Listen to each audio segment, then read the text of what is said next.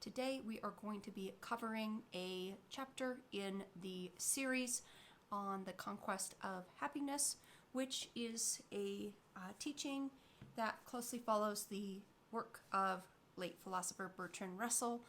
The Conquest of Happiness is his attempt to cure the ordinary day-to-day unhappiness from which most people in civilized countries suffer. Today we are going to be focused on a chapter that I have put in contemporary terms as victimization or victim mindset. There is a stark, incredible difference between actually being a victim to a crime, an injustice, abuse, and being victimized, which again is a chronic, entrenched way of making sense of our life experiences that kind of takes all experiences and events, or many of them, and turns them into forms of oppression, forms of abuse, forms of tyranny against a quite passive, helpless self, and that's part of the problem, right? So, if you're recovering from being a victim to something, this is not pertaining to you. This is really pertaining to the mindset that turns routine disappointments or experiences into means that one is disempowered and victimized. So the first recommendation is to actually become aware that you are playing the victim, right? That becoming aware that this is a mindset that you're entrapped in. So not taking at face value the various mistreatments and misfortunes that have happened to you, to really be critical of, not yourself, but critical of the way you're thinking about these things. And that's the first step, to be curious about, we might say, that's more of a mindful way to approach it. When one is chronically unhappy, it's often based on the case that one is misguided or mistaken about what life is, what to expect out of it, how one should exist in it, whether from ignorance or stubborn, willful resistance to life or fear. There are many reasons for it. But that our unhappiness flows via his premise from these mistaken habits of perceiving, mistaken habits of relating to life. And as such, those habits can be worked on, which is the positive side of analyzing all of these garden variety ways we make misery for ourselves, right? Because he's not laying this out so that we, feel ashamed or wallow in these sources of unhappiness, but that we chisel away at them, and that we strategically work out of these common habits that, again, are common. They're often unconscious, and we don't really understand that we're behind a lot of our misery making, right? In the ways we're responding to life. And that is what we can control, so that's what we should focus on. We can't really control what happens to us. We can't control many of the powerful forces in the world, in the economy, and the decisions being made by leaders and in our government. What's happening right now with this global health crisis. We can't control much of that, right? But what we can control is our response to everything that we're interacting with. So victimization is a mindset that we need to first become aware of in order to openly challenge and replace with something else, because it's somewhat delusional, and he takes pains to note that statistically speaking, one couldn't be a victim all the time, right? That sometimes good things happen to you, sometimes bad. A lot of times it's kind of neutral or blah or mediocre in between. But if one is constantly being if one is constantly being badgered by misfortunes, right, we want to maybe suspect that a mindset or a way of perceiving is at play here. Victimization is negative and negativizing. Okay, so playing the victim is negative in that if we think about it from the perspective of maybe somebody sharing a conversation with somebody who is victimized, right? That experience is very draining. It's very one-sided. It's slanted toward talking about all the wrongs in the world or what's not going well. So it's negative and draining, and it's also negativizing. Once the victim mindset has taken hold of us, it tends to selectively attend to the negative elements in our life experiences, sort of makes a case for further victimization down the road. So it negativizes everything that we're involved with or experiencing in this kind of vicious loop. And kind of makes for a total worldview. It kind of colors the world as hostile and dangerous and out to get you and working against you. You should suspect victim mindset if you either hear yourself saying or implicitly feel, right? Maybe it's not conscious at that verbal conscious level. Why me? Not me. This doesn't happen to me. This shouldn't happen to me. All of these kind of statements betray kind of a naive, uninformed belief that everything should work out for me, right? Or another common form of victim mindset would be something like nobody appreciates me. Also betrays the naive, uninformed belief that everyone should appreciate me or admire me or validate me or whatever. All these experiences are good and nourishing, to be validated, to be understood, to be appreciated. But to expect that the world owes you it, right, betrays entitlement, betrays ego inflation, and will get us into trouble because the world doesn't really care. A lot of people don't care. They're wrapped up in their own worlds. That world doesn't revolve around you. They don't care to validate you, soothe you, support you, etc. And if we can get over that, if we can get over ourselves really, sooner rather than later, we're going to avoid the pitfalls of victimization and all the unhappiness that it brings to ourselves and those close in our world. Victimization also encodes in it a very kind of primitive or immature way of thinking that I picked up from a contemporary psychoanalyst as being done to. Jessica Benjamin is her name. She writes technical works in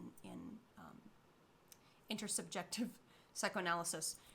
Anyways, being done to is this idea that we are passive and helpless in the face of powerful forces, powerful other people in life. If we're always feeling that we're powerlessly being done to and we don't like what's being done to us, the pathway out of that is personal responsibility, because we're not being done to, right? We are constantly in mutual interaction and co-shaping our realities with other people. We're constructing our reality. We're constructing what we are to do together, how we are to resolve conflicts, and how we are to treat each other.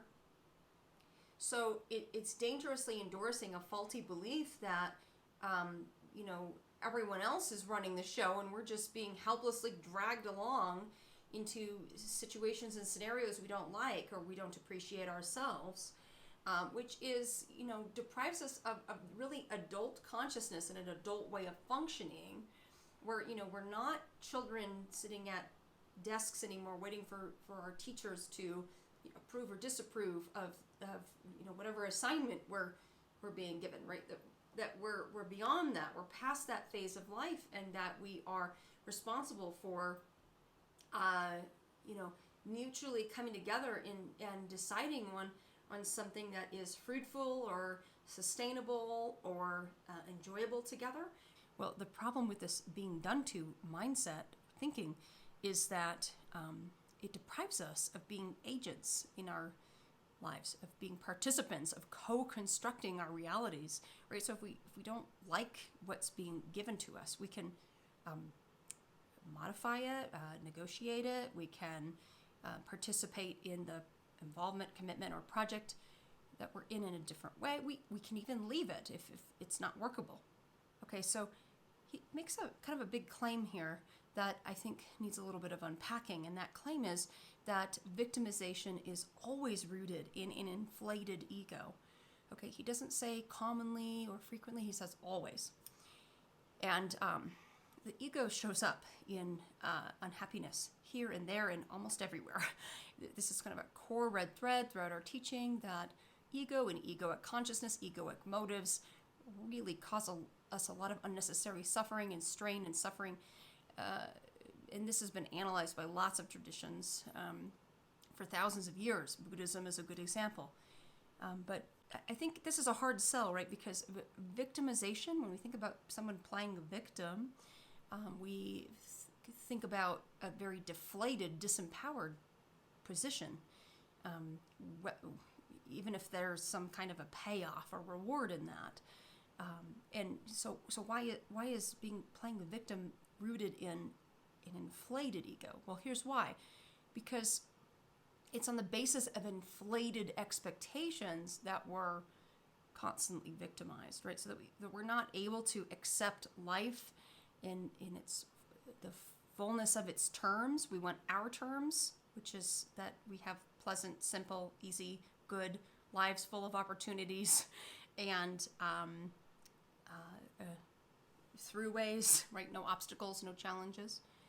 And so if we are constantly complaining about or entrenched in or find problematic routine, setbacks, insults, criticisms, rejections, failures, betrayals, etc., if we're fixated on that, maybe it's because we haven't accepted that part of life contains this. So there is too much ego attachment to we might say, stain-free life experience.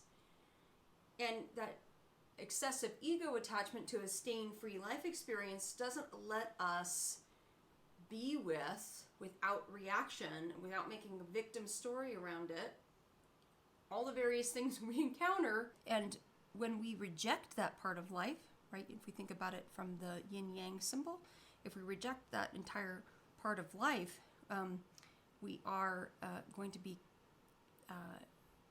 constantly thrown off by when that part of life happens. And then we also have a tendency to sort of dramatize all that lives in that compartment of life, because if we can't tolerate it, it's so jarring and anxiety riddled and difficult to manage and assimilate. Okay, so that's why victimization is rooted in an inflated ego with inflated expectations of what life has to offer us and what we expected out of life, or what we expect out of life. This is connected intimately to a cure. That's a core ideal I will elaborate in another video that really has to do with radical acceptance, or accepting reality, accepting life on its own terms, not your own terms. And if we can do that, it's a very rich concept. It's a tradition that comes out of the East. Alan Watts talks about it as the way of acceptance. Marsha Linehan, who developed dialectical behavioral therapy that I teach here at Center for Higher Consciousness, calls it radical acceptance, and she learned it through a kind of rigorously throwing herself into a treatment program or a sabbatical at a Buddhist monastery.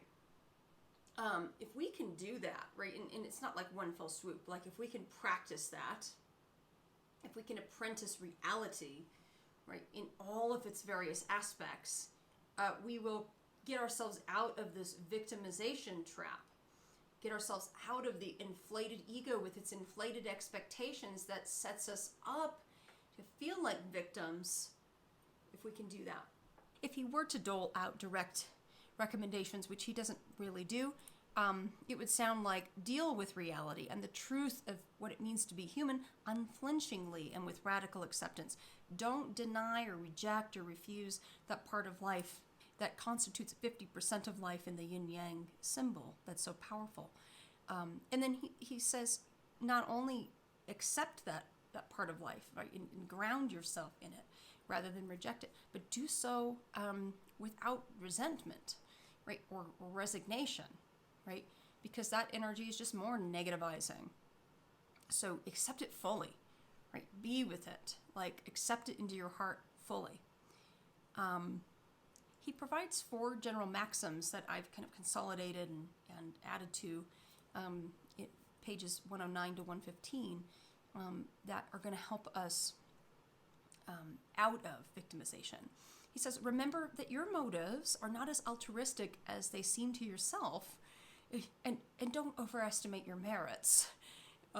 So kind of translated here would be like, get off your high horse and get over yourself. You're not a special snowflake, and your stuff isn't always award-winning or applause-worthy, right? So because if he has this whole little section in this victim mindset of this kind of group of people or class of people or type that kind of makes like ego protecting excuses around why they haven't made it yet, or why they're being overlooked, or why people aren't showering them with attention and opportunities, right? And it's not that like their stuff is not that great, but it's more like, I'm not yet discovered, something like that. And he thinks that this is, really what we should be doing is just, contending with our limitations. Like maybe we need to build skills in that arena, or maybe we just need to give it up, and move on. But our ego gets in the way, right, of that. Another maxim would be, don't expect others to take as much interest in you as you do yourself, or more generally, don't expect too much of others altogether. I think this is a really good one. It's these inflated expectations that are causing us to be so deflated. So there's a really intricate cycle there, right, of inflation and deflation. Don't expect everything to work out for you, to get what you want all the time, for the world to provide endless opportunities, kindnesses, or nurturance, because that's an inflated starting position, and that's a vulnerable starting position, because everything you encounter can't meet up onto that. And I love this. Don't imagine that people are giving enough thought to you to have any desire to persecute you. They're just caught up in their own stuff. They're not thinking about you very much. So you can just shed that false reality. Okay, I love this too. He wants us to live as an inductive philosopher does. If things aren't working out for us, and instead of becoming victimized to that, right, if there's a pattern of something not working out for us, we should just meet that, accept that, and try other things, experiment in life. If something doesn't work out, if you're not successful in a certain pursuit, don't take it too personally. Just shift gears, learn from it, take stock and redirect. And again, don't hang up on being a failure, right, or things not working out for you. Just get over that hanging up and flow. From a Taoist perspective, the Taoist perennial metaphor is the metaphor of life is a river, which is quite cliche at this point, but I think it works really well.